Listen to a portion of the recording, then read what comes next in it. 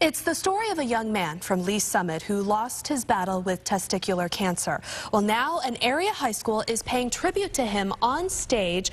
Karen McWhirter is the mother of Ian, who is the young man who passed away, and Pam McComas is with Topeka High School, the school that is putting on this production called Cancer, Inspiration, and Hope, a night of poetry and prose. Thank you both so much for joining us. Thank you for having us. Now, Pam, we want to talk to you about the production, but before we get there, I think we need to talk to Karen a little bit about Ian's story. You wrote this book through Ian's eyes, through diagnosis, through his fight, and then ultimately until he passed away.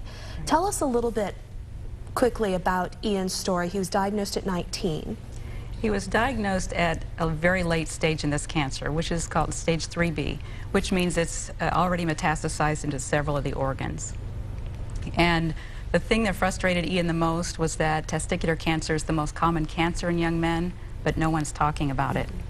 And also that it's so curable. It has a 98% cure rate if it's diagnosed in the early stage. So if he would have known what to do about that lump in his testicle a year before his diagnosis, it would not have been a problem.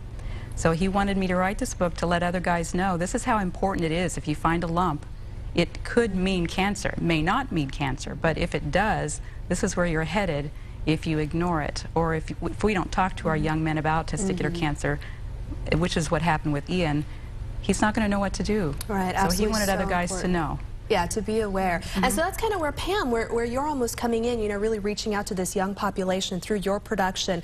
You said it's based on a book of poetry written by cancer survivors. You paired it together with Karen's book. So what is the goal? What are you hoping to accomplish through the production at Topeka High School? Well, there are multiple goals. First of all, we want to reach out to the community, and this is a community production of where we've contacted the American Cancer Society.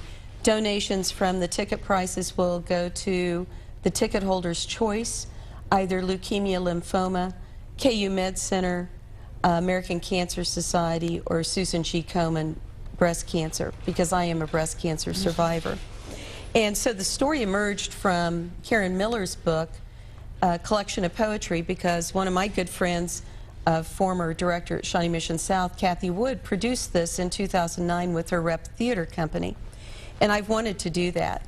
And then when my best friend's son, who was a former member of my debate and forensics squad, was diagnosed in October with testicular cancer, I decided I better do some research. And that's when I fell upon Karen's book and made contact via email to Karen. Karen, I'm sure it's so moving. When I received her email, I had to read it twice, first of all, and I had to cry before I responded to her email, because I was so overwhelmed that Ian's story made such an impact on her that she wanted to do this for, not just for Ian, but for her friend and for all the students that she teaches.